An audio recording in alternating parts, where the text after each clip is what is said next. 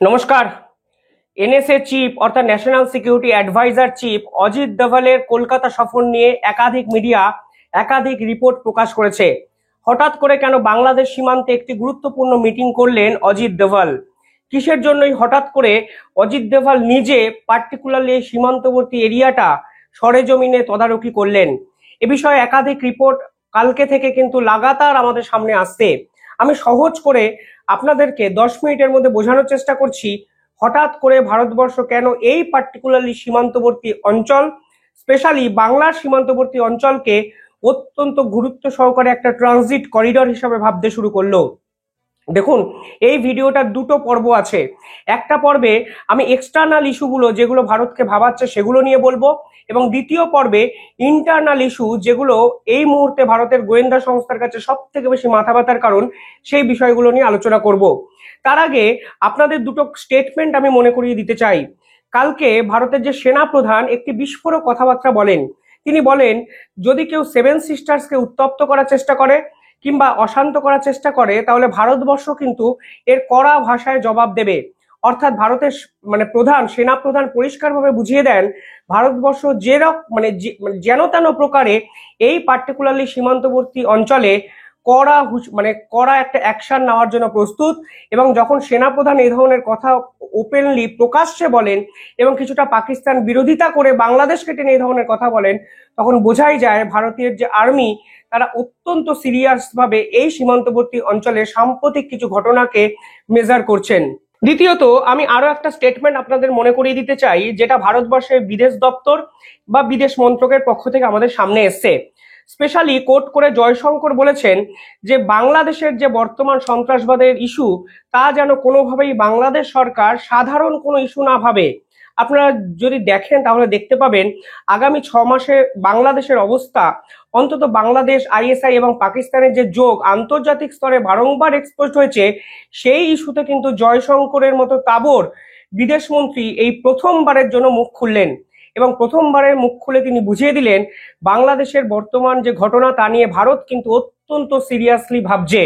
এরপরেই ভারতবর্ষের বিদেশ মন্ত্রীকে আমন্ত্রণ জানান বাংলাদেশের যে পররাষ্ট্র উপদেষ্টা তিনি, কিন্তু বাংলাদেশের পররাষ্ট্র উপদেষ্টার এই আমন্ত্রণ পত্র কার্যত রিজেক্ট করে দেয় ভারতবর্ষের বিদেশ মন্ত্রী ডক্টর জয়শঙ্কর। আর ইন দা মিন টাইম, এই 2-3 দিনের এই মাঝেই অজিত দোভালের কলকাতা সফর, এবং তিনি কেন এসছেন তা নিয়ে একাধিক ন্যাশনাল মিডিয়া কার্যত চর্চা করছে, বিভিন্ন রিপোর্ট প্রকাশ করছে, এবং আমি বিভিন্ন জায়গা খুঁজে আপনাদের জন্য কিছু 5 থেকে 6টা পয়েন্ট এখানে বলার মতো খুঁজে পেয়েছি, যা আমি আপনাদেরকে বলতে চাইছি। দেখুন, প্রথমেই হলো এক্সটার্নাল ইস্যুগুলো আপনাকে বুঝতে হবে। হঠাৎ করে অজিত দোভাল কেন বাংলাদেশ সীমান্তে এলেন? আগামী 2 দিনের মধ্যে 28টি কেন্দ্রীয় সংস্থা একসঙ্গে একটি মিটিং করবেন। এই 28টি কেন্দ্রীয় সংস্থার মধ্যে কিছু সংস্থা কেন্দ্রের সংস্থা এবং কিছু রাজ্যের গোয়েন্দা সংস্থা, তারা একসঙ্গে মিলে একটি মাল্টি এজেন্সি সেন্টার ফর্ম করেছেন। আর এই মাল্টি এজেন্সি সেন্টারের হাই ভোল্টেজ মিটিং কিন্তু হবে এই বাংলাদেশ সীমান্তের কাছাকাছি বাংলাতে। এই মাল্টি এজেন্সি সেন্টার হঠাৎ করে কেন কলকাতায় মিটিং করছেন? কারণ সাম্প্রতিক সময় একাধিক গোয়েন্দা রিপোর্টে বোঝা যাচ্ছে এই বাংলাকে একাধিক বাংলাদেশের জঙ্গিরা বিভিন্ন ক্ষেত্রে ট্রানজিট করিডর হিসাবে ব্যবহার করছে। এক্ষেত্রে দুটো সংগঠনের কথা উঠে এসছে। 1 নম্বর সংগঠন আনসারুল্লাহ বাংলা টিম। এই আনসারুল্লাহ বাংলা টিমের প্রধান নেতাকে কিন্তু মোহাম্মদ ইউনূস দায়িত্ব নিয়েই জেল থেকে ছেড়ে দেন। মানে যিনি বাংলাদেশের আগের আইন অনুযায়ী দোষী সাব্যস্ত হয়ে যাবজ্জীবন কারাদণ্ডে জেলে ছিলেন, তাকেই জেল থেকে কিন্তু মুক্তি দিয়ে দেন এই মোহাম্মদ ইউনূস। আর এই আনসারুল্লাহ বাংলা টিমের প্রধান নেতা জেল থেকে বেরিয়েই বাংলাকে অখণ্ড করে মোদিকে উড়িয়ে দেওয়ার মতো একটা হুঁশিয়ারি কিন্তু তিনি ভিডিও বার্তায় দিয়েছেন। এবং উল্লেখযোগ্য বিষয় হলো, পাকিস্তান যেভাবে তার নিজেদের দেশের এই ধরনের সন্ত্রাসবাদী কার্যকলাপে জড়িত নেতাদের নিয়ে ভূমিকা পালন করে, বাংলাদেশ সরকারও কিন্তু একই রকম স্ট্যান্ড পয়েন্ট তারা গ্রহণ করেছে। অর্থাৎ পাকিস্তান যেমন অস্বীকার করে, বাংলাদেশ সরকার সরকারিভাবে অস্বীকার না করলেও এই পার্টিকুলার নেতার বিরুদ্ধে কোনো কথা কিন্তু আজ অব্দি বলেনি। অর্থাৎ বাংলাদেশের এই মৌলবাদী সরকার বুঝিয়ে দিয়েছে এই ধরনের আনসারুল্লাহ বাংলা টিম এবং তাদের এই নেতার কার্যকলাপে তারা প্রশ্রয় দিচ্ছে, এবং তারা সরাসরি ভারতকে অশান্ত করার যে খেলা বা ষড়যন্ত্র চালাচ্ছে তাতে প্রত্যক্ষ মদতও কিন্তু দিতে পারে।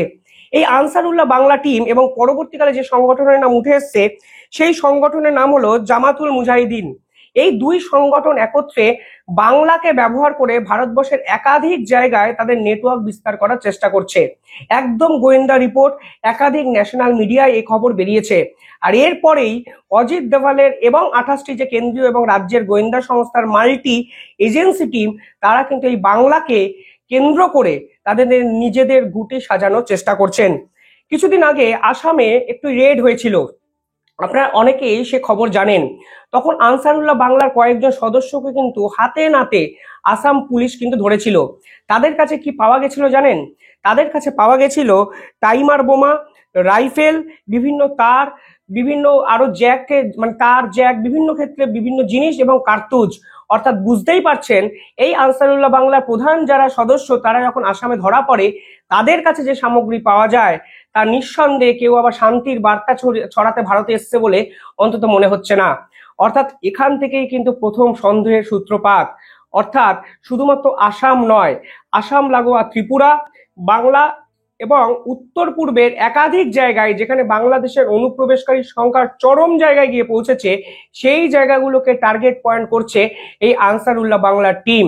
এবং এই জায়গাগুলো ঢোকার জন্য সব থেকে বেশি সুযোগ যে জায়গা থেকে পাওয়া যায়, অর্থাৎ এমন একটা অবস্থানগত অবস্থান এই বাংলার, সেই বাংলাকেই তারা ট্রানজিট পয়েন্ট করতে চায় বলে গোয়েন্দারা মনে করছেন। পাশাপাশি এই যে অনুপ্রবেশকারী এদেশে আসছেন, এ ধরনের রাইফেল, কার্তুজ, তার, বিভিন্ন সরঞ্জাম এদের থেকে পাওয়া যাচ্ছে, গোয়েন্দারা এখানে মূলত দুটো স্পেশাল প্রশ্ন তুলেছেন। স্পেশাল প্রশ্ন কেন বললাম? কারণ এই স্পেশাল এজেন্সি টিমের কাছে সব থেকে বড় প্রশ্ন, তাদেরকে লোকাল সাপোর্ট কারা দিচ্ছে। মানে আমি যদি কালকে বাংলাদেশে যাই, আমাকে তো কারোর একটা লোকাল সাপোর্টের প্রয়োজন আছে। আমি তো হঠাৎ করে গিয়ে যার তার বাড়িতে উঠে যেতে পারি না। আর আমি নিজের নামে লজ নিলে, আমি নিজের নামে যদি কোনো হোটেল বুকিং করি, তাহলে আমার অফিসিয়াল সরকারি ডকুমেন্ট দিতে হবে। আর এই ধরনের কার্যকলাপ যারা করে তারা কিন্তু নিজস্ব আইডেন্টিটি সকলের সামনে এক্সপোজ করে না। ফলে গোয়েন্দাদের কাছে প্রশ্ন প্রাথমিকভাবে দুটো, যে তাদেরকে এই আন্ডারগ্রাউন্ড এই যে সাপোর্ট, এটা কারা দিচ্ছে, এবং এই ধরনের সরঞ্জাম এক জায়গা থেকে অন্য জায়গায় নিয়ে যাওয়ার জন্য প্রয়োজন বিভিন্ন লজিস্টিক সাপোর্ট। গাড়ি ভাড়া আপনাকে করতে হবে, আপনাকে এক জায়গা থেকে অন্য জায়গায় যাওয়ার জন্য দুজন মানুষকে দরকার যারা এই পুরো কাজটাকে তদারকি করতে পারবে, লিয়াজও করতে পারবে। অফিসিয়াল কোনো নাম্বারের ফোন নাম্বার তাদেরকে জোগাড় করতে হবে। ফলে একাধিক গ্রাউন্ড লেভেলের এই সাপোর্টটা কারা দিচ্ছে, এই সকলের আগে এই প্রশ্নটা কিন্তু এদের রিপোর্টে উঠে আসে। পাশাপাশি স্থানীয় লোকেরা এই সংগঠনের বিস্তারে কি সত্যি কোনোভাবে সাহায্য করছে, এই দুটো প্রশ্ন মূলত খুঁজতে খুঁজতে তারা বাংলাতে এসে পৌঁছায়। পাশাপাশি আরো বিভিন্ন কারণ এই রিপোর্টে কিন্তু উঠে আসে। তারা অনেকে বলছেন আমাদের যে ভারতবর্ষের যে স্থানীয় লোকেরা, তারা জেনে হোক কিংবা না জেনে হোক, তারা পাক গুপ্তচর সংস্থা আইএসআই এর সঙ্গে জড়িয়ে পড়ছেন না তো।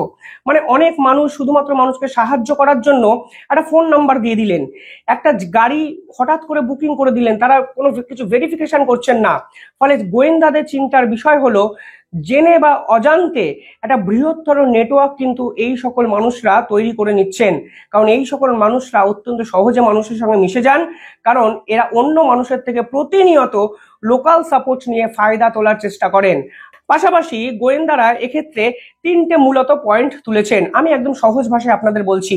গোয়েন্দারা মনে করছেন এই বাংলাকে তারা ট্রানজিট করিডর হিসাবে ব্যবহার করছে। এই ট্রানজিট করিডর কি? ট্রানজিট করিডর হলো বাংলার ভৌগোলিক অবস্থান এতটাই স্ট্রং একটা জায়গায় যে বাংলা থেকে আপনি বাংলাদেশ কানেক্ট করতে পারবেন, বাংলা থেকে আপনি ঝাড়খণ্ড কানেক্ট করতে পারবেন, বাংলা থেকে আপনি ছত্তিশগড় কানেক্ট করতে পারবেন। বাংলার যে প্রথমে যে ট্রাভেলিং যে পাথওয়ে, সেখানে দেখবেন আপনারা বিভিন্ন জায়গায় দেশে ছড়িয়ে পড়তে পারবেন খুব সহজেই। আপনি যদি নর্থ ইস্টে যেতেন তাহলে আপনি খুব সহজে দক্ষিণে আসতে পারতেন না, কিন্তু বাংলা এমন একটা জায়গায় অবস্থান করে যেখান থেকে গোটা ভারতবর্ষে অবাধ বিচরণ করা যায়। অন্তত ভৌগোলিক কারণে এটা কিন্তু বাংলাকেই তারা টার্গেট পয়েন্ট করছে। পাশাপাশি আরো অনেক পলিটিক্যাল কারণ আছে, আমি যেগুলো এই ভিডিওতে বলতে চাই না, কারণ এটা একদম গোয়েন্দা রিপোর্টের ভিত্তিতে আমি এই ভিডিও বানিয়েছি। পাশাপাশি এই রিপোর্টে কিছু উল্লেখযোগ্য স্থানের কথা আমরা জানতে পেরেছি। সেখানে দেখা যাচ্ছে বীরভূম, মালদা, মুর্শিদাবাদ, দক্ষিণ চব্বিশ পরগনায় একাধিক অনথিভুক্ত মাদ্রাসা গড়ে উঠেছে। এই অনথিভুক্ত মাদ্রাসা কি? যেই মাদ্রাসাগুলোর কোনো সরকারি নোটিফিকেশন নেই, সরকারি কোনো নথিভুক্তকরণের কোনো জায়গা নেই, অর্থাৎ বাড়িতে বাড়িতে এই ধরনের অনথিভুক্ত মাদ্রাসা গড়ে তোলা হয়েছে এবং বিভিন্ন ক্ষেত্রে এই পার্টিকুলার জায়গায় একাধিক নতুন সামাজিক সংগঠন রেজিস্টার করা হয়েছে, যাদের কি কাজ, যারা কি করে এবং যাদের মোটোটা কি সোসাইটির প্রতি, সেই ধরনের প্রপার ইনফরমেশন কিন্তু এই গোয়েন্দা রিপোর্টে উল্লেখ করা হয়নি। ফলে প্রাথমিকভাবে এই রিপোর্টে যেটা জানা যাচ্ছে, গোয়েন্দাদের টার্গেটে এই ধরনের অনথিভুক্ত একাধিক মাদ্রাসা এবং একাধিক সোশ্যাল যে অর্গানাইজেশন যাদের আসলে বেসটাই স্ট্রং নয়, সেই সকল মাদ্রাসাগুলোকে প্রাথমিকভাবে কিন্তু এই রিপোর্টে উল্লেখ করা হয়েছে। পাশাপাশি গোয়েন্দারা মনে করছেন এই সকল মাদ্রাসাগুলোকে নতুন করে শুরু করে আনসারুল্লাহ বাংলার যে প্রধান যে টিম, তার স্লিপার সেলগুলো এই বাংলা থেকে অ্যাক্টিভ করতে চাইছেন তারা। অর্থাৎ যে সেলগুলো ঘুমিয়ে আছে, অর্থাৎ আমাদের আশেপাশে এমন মানুষ আছে আপনারা হয়তো বুঝবেনই না তারা কাদের হয়ে কাজ করছেন, অথচ আপনাদের সঙ্গে খুব সহজে মিশে যাবেন, আপনাদের সঙ্গে ভালো সম্পর্ক মেনটেন করবেন এবং প্রয়োজনে সুযোগ বুঝে আপনাদের পিছনে ছুরি মেরে আপনাদের থেকে কিছু না কিছু ফায়দা লুটে তারা দেশকে ক্ষতি করে, দেশের ক্ষতি করে কিন্তু অন্য দেশে চলে যাবেন। ফলে এই রিপোর্ট যখন সামনে এসছে, ফলে নিশ্চিতভাবেই অজিত দোভাল যে কলকাতায় আসবেন তা কিন্তু আপনারা বুঝতেই পারছেন। কিছু বছর আগে আসামের মুখ্যমন্ত্রী হেমন্ত বিশ্ব শর্মা একটি কথা বলেছিলেন, আমি একদম কোট আন কোট আপনাদের কথাটা বলতে চাই। তিনি বলেছিলেন, আনসারুল্লাহ বাংলা টিম কোনো সংগঠন নয়, তাদের কাছে রয়েছে অনেক আধুনিক প্রযুক্তির ডিভাইস। অর্থাৎ বুঝতেই পারছেন আধুনিকতার নিয়ম অনুসারে আনসারুল্লাহ বাংলা যেভাবে নিজেদেরকে বদলেছেন, সেটাই কিন্তু ভারতের এই মাল্টি যে টিম, কেন্দ্রীয় গোয়েন্দা সংস্থার যে টিম, তাদের কাছে কিন্তু মূল একটা চিন্তার বিষয়।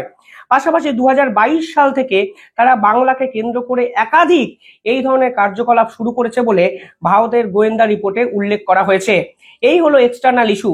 এবার ছোট করে ইন্টারনাল ইস্যু আমি আপনাদের একটু বলে দিতে চাই। আপনারা জানেন কেন্দ্রীয় সরকারের বর্তমান নীতি হলো মাওবাদী দূর করতে হবে এই দেশ থেকে। তার জন্য তারা এই সময় লাগাতার ভাবে ছত্তিশগড়ে বিভিন্ন মাওবাদী ধ্বংস করার একটা অপারেশন চালাচ্ছেন। ছত্তিশগড়ে এই মুহূর্তে 31 জন মাওবাদীকে কিন্তু শেষ করে ভারত সরকারের যে স্পেশাল ফোর্স, তারা সেই ফোর্সের মাধ্যমে কিছু জনকে গ্রেফতার করা হয়। তাদের মধ্যে উল্লেখযোগ্য হলো পলিট ব্যুরোর সদস্য এবং মাওবাদী নেতা হাঙ্গা কর্মা। এই হাঙ্গা কর্মা যখন জিজ্ঞাসাবাদ করা হয়েছিল বা তাকে যখন শেষ করা হয়, তার কাছে একটা নথি পাওয়া যায়। সেখান থেকে জানা যায় এই হাঙ্গা কর্মা 2012 থেকে 2015 সালে কলকাতায় লুকিয়েছিলেন। অর্থাৎ এই রকম হাই প্রোফাইল মাওবাদী নেতাকে কলকাতায় শেল্টার দেওয়া হয়েছিল, তা গোয়েন্দা রিপোর্টে উল্লেখ করা আছে। এবার হাঙ্গা কর্মাকে শেল্টার দিলেন কারা? কোন কোন মাওবাদীরা এখন কলকাতাকে সফট একটা জায়গা হিসাবে নিজেদের শেল্টার পয়েন্ট হিসাবে বেছে নিচ্ছেন? কারণ ছত্তিশগড়ে যেভাবে মাওবাদী নিধন কর্মযজ্ঞ কেন্দ্রীয় সরকার চালাচ্ছে, মনে করা হচ্ছে এই রিপোর্টে একাধিক গুরুত্বপূর্ণ মাওবাদী নেতা, মাওবাদী সদস্য এবং পলিট ব্যুরোর সদস্য কলকাতার বিস্তীর্ণ অঞ্চল জুড়ে গা ঢাকা দিয়ে আছে। আমি আবার বলছি, এটা কলকাতার রিপোর্ট, বলা হয়েছে কলকাতায় লুকিয়েছিলেন এই মাওবাদী নেতা। দেখুন, এই রিপোর্ট যখন এসছে, রিপোর্টে কলকাতা লেখা আছে। কলকাতা তো বাংলারও একটা অংশ, ফলে কলকাতায় যদি নাও থাকে, ধরে নেওয়া যায় বাংলার বিভিন্ন প্রান্তে এরা ছড়িয়ে ছিটিয়ে শেল্টার নিয়েছেন। এবং গ্রাউন্ড লেভেলে এদেরকে কে শেল্টার দিয়েছে, সেটাই এখনো রাজ্য গোয়েন্দা এবং কেন্দ্র গোয়েন্দাদের সব থেকে বড় প্রশ্ন। বুঝতেই পারছেন এই বাংলাকে কেন্দ্র করে এই ভারতকে অশান্ত করার যে পরিকল্পনা করছে কিছু আতঙ্কবাদী দুষ্কৃতীরা, এবং পিছন থেকে পাকিস্তানের আইএসআই এবং পাকিস্তানের একাধিক সংগঠন যেভাবে এটাকে সমর্থন করছে, এবং বকলমে মোহাম্মদ ইউনেস দূরে দাঁড়িয়ে এই পুরো বিষয়টার মজা নিচ্ছেন, তার জন্যই অজিত দোভালের এই রকম কলকাতা সফর, বাংলাদেশ সীমান্তের কাছে এই ধরনের হাই ভোল্টেজ মিটিং। এই মিটিং এর ফলে কি হবে আমি পরবর্তীকালে হয়তো গুরুত্বপূর্ণ একটি ভিডিও আপনাদের জন্য বানাবো, কিন্তু এটা বাস্তব। এই মিটিং এর যে রিপোর্ট আমাদের সামনে এসছে, বিশ্বাস করুন ভয় লাগছে, ভীত আতঙ্কগ্রস্ত হচ্ছে, এবং মনে হচ্ছে আমাদের এই সোনার বাংলাকে কেন্দ্র করে যেরকম ভারতকে অশান্ত করার ছক কেউ বা কারা করছে, তাদেরকে একদম সমূলে উৎপাটন করার সময় হয়তো এসে গেছে। ভারতের সেনাপ্রধান যা বলেছেন, ভারতবর্ষ অত্যন্ত আগ্রাসী একটা মনোভাব দেখাবে। জয়শঙ্কর বলেছেন কোনোভাবেই এটা স্বাভাবিক ঘটনা নয়। আমার মনে হয় এত কিছুর পরে ভারত সরকারের স্ট্যান্ড পয়েন্ট আন্তর্জাতিক স্তরে এক্সপোজড হয়ে গেছে যে সে নো টু টেরোরিজম। যদি জাতিসংঘে পাকিস্তানকে কার্যত উলঙ্গ করে দিতে পারে এই ভারত সরকার, আমার দৃঢ় বিশ্বাস যারা ভারতের মধ্যে ঢুকে ভারতকে লুকিয়ে ভারতকে দ্বিখণ্ডিত করার জন্য মস্ত বড় ষড়যন্ত্র চালাচ্ছে, তাদেরকেও ভারতের শক্তিশালী গোয়েন্দা বিভাগ একইভাবে এই ভারত থেকে শুধু নয়, বিশ্ব থেকে সমূলে উৎপাটন করতে পারবে। আর পারবে বলেই, আর অতীতেও পেরেছে বলেই আমরা কিন্তু ভারতবর্ষে শুধু নয়, বিশ্বের অন্যতম সেরা গণতান্ত্রিক একটা দেশ। দেখতে থাকুন দ্য ইন্ডিপেন্ডেন্ট বেঙ্গল। কমেন্টে জানাবেন আপনারা কি ভাবছেন। ধন্যবাদ।